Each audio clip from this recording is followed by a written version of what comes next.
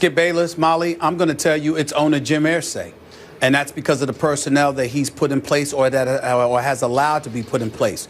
The finger points directly at his doorstep. If he were a guy that just cut the check and minded his own business and left football up to the football guys, then I would point to finger at Grigson and Chuck Pagano. But he appears to be hands-on. He appears to be cognizant of the personnel that is picked. He's clearly intimately involved to the point where he would be in the locker room after the game. He would be arguing with Grigson. Lord knows what he has said to Coach Chuck Pagano. The list goes on and on. But let's be very, very clear. The Colts are an absolute mess. And don't think for 1 second that the guy who's one of the biggest supporters of Andrew Luck, that would happen to me, Skip, that I'm not in any way absolving him from his doldrums. This guy has played in 5 games. He has thrown 8 interceptions, 2 included yesterday. They are 1-4 without him. With him, okay? The other 2 victories they have are without him. They are winless against everyone outside of the weak and depleted and the embarrassingly inept AFC South. Then you take into account the personnel. You've got this guy, Costanzo. He is your left tackle, Skip Bayless. I'm just looking at some of the stuff here in terms of the amount of penalties. 5 holding penalties, 3 false starts, holding, false starts, whatever the case may be. This is a guy you gave $42 million to. He's your left tackle. He ain't getting it done. Andrew Luck ain't getting it done. Andre Johnson has had only 1 good game this year. Frank Gore isn't resonating nearly as much as we thought that he would. Trent Cole, who you acquired, he doesn't have a single sack for you. Harriman, your offensive lineman that you brought in, was benched after 2 games and was on the sideline in street clothes yesterday. Veterans who were brought here at an exorbitant amount of dollars, I might add, to make huge contributions, are making literally close to none. And if your veterans can't produce for you, what level of leadership can they provide for you? Because if they were paid to come here and make a contribution and be veterans, we all know you can't lead men if they're looking at you and saying, well, what the hell are you doing? That can't happen. So when you look at it from that perspective, it's an absolute mess. Of course, Andrew Luck is primarily responsible as a player on the field. Of course, Chuck Pagano is primarily responsible because his post-game pep talks clearly ain't working, okay? We understand that. And then you got undefeated Carolina and Denver coming up on your schedule, which doesn't look good for the Colts. But ultimately, I have to look at Grigson and the personnel that he's brought in play, and I have to believe if he went out there and got these age-old veterans, Skip, it had to be because the owner sat up there and said, we need some veterans to go along with the youth and an Andrew Luck, a Fleener, Dwayne Allen, and these boys. We need some veterans up in here, and the owner had something to do with it. I would say to you, Irsay and Grigson, definitely Grigson, but I got a feeling Irsay might have been in his face telling him what he wanted done. And that may have influenced some of the decisions that he made. I could be wrong about that part. It could be all on Grigson, which is why the owner was in his face yesterday in the locker room, according to the reports. But I'm inclined to believe that Irsay had something to do with the personnel that Grigson brought on board. I will agree with you. The Colts seem to have a meddling owner who obviously had his own off-the-field issue that he's dealing with. You know where I'm going to go with this. Whatever responsibility we're talking about, whatever blame we're talking about, starts and finishes with the franchise quarterback, Andrew Luck.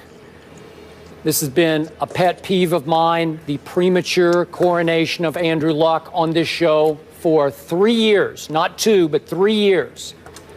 Just show me, Andrew. I got nothing against you. If you show me, I will tell the world you are that guy. You're Andrew Luck, as in first ballot Luck Hall of Famer. I keep waiting, and I don't see it because, Stephen A., do you realize Andrew Luck's QBR has gone down each of his 4 seasons, gone down, Yes. down, down. It's at 38 now. He's regressed to 38 on a scale of 0 to 100. 38 QBR right now. As you know, and I feel like I'm beating dead statistics here, but his rookie year, he had the second most turnovers in the league to Mark Sanchez. Last year, he had the second most turnovers in the league to Jay Cutler. Now he's tied for second in total turnovers in the National Football League. And as you know, he's lost all 3 of his home games. And thanks to his 2 interceptions yesterday at home, this team fell behind the visiting New Orleans Saints 27-0. Then Andrew Luck heated back up, as we saw against Kansas City in the home playoff game, that he dug them out of the hole that he initially dug. And he was pretty great in the second half, wound up throwing for 333 yards. They actually got back in the game that they lost 27-21. Okay, but what happened when it mattered? 27-0 happened at home. I hear, oh, it's his shoulder. He's still fighting with his bum shoulder. Well, then don't play, because his velocity looks okay to me. It looks normal to me. Then I hear over and over again, they just can't protect him. He hasn't had I brought this up, Steve Young said a couple of weeks ago, hasn't had a clean pocket all year. Trust me, against the Patriots, it felt like he had a bye week to throw each time he dropped back. That's how much time he had.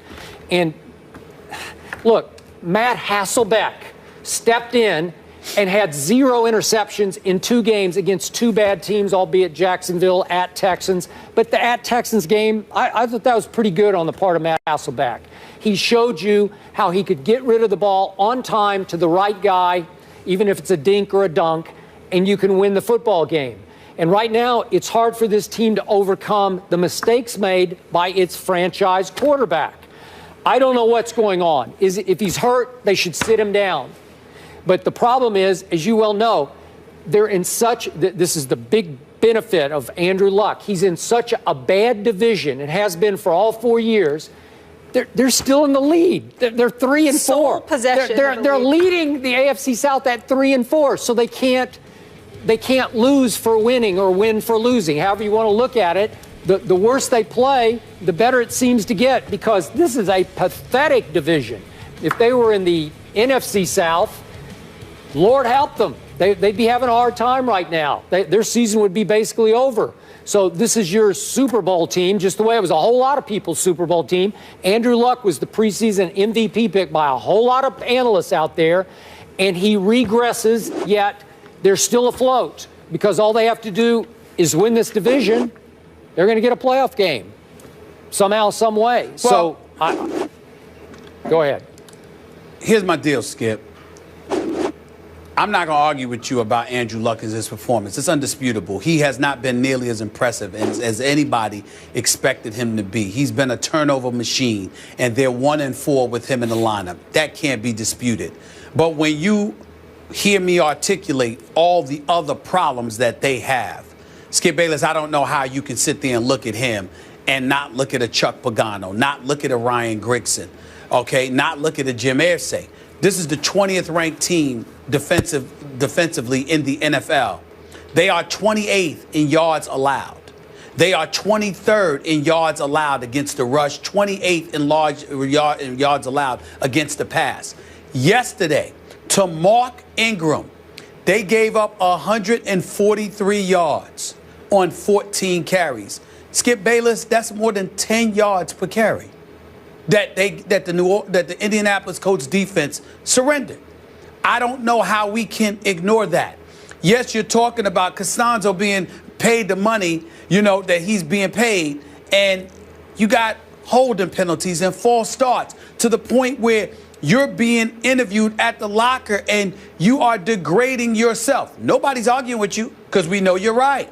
You stink, you're this, you're that. This is what he said about himself. Nobody said a word, because they know he's right. Andre Johnson, he's 34 years old. He's gone from Houston. He comes over here. He's had one good game, which is against his old team, the Texans, which we will discuss later on in the show. Yep. You got Frank Gore averaging 4.6 yards a carry. Why is he not receiving the ball more? You got T.Y. Hilton, 150 yards on 4 receptions. Skip, he was targeted 15 times. Something's wrong with that picture. T.Y. Hilton targeted 15 times and only catches the ball 4 times? Something's wrong with that picture. I'm simply saying to you, Andrew Luck, without question, can play better. He should play better. I don't see something physically deficient about him. I don't see his IQ having diminished in any way. Something just doesn't seem to be clicking. And when you've got Harriman's being benched, and you've got, when you've got Trent Cole doesn't have a sack on the entire season, when you see the different areas all over the place where the problems are taking place, that's not the quarterback. The quarterback could help alleviate it. He could help negate and offset it. And the fact that Andrew Luck is not doing so is definitely an indictment against him. He's in his 4th year, been a divisional player, a wild card divisional player, AFC Championship game. Damn it, he was progressing until this year. Don't know what happened. But it is clear that the problems are all over the place.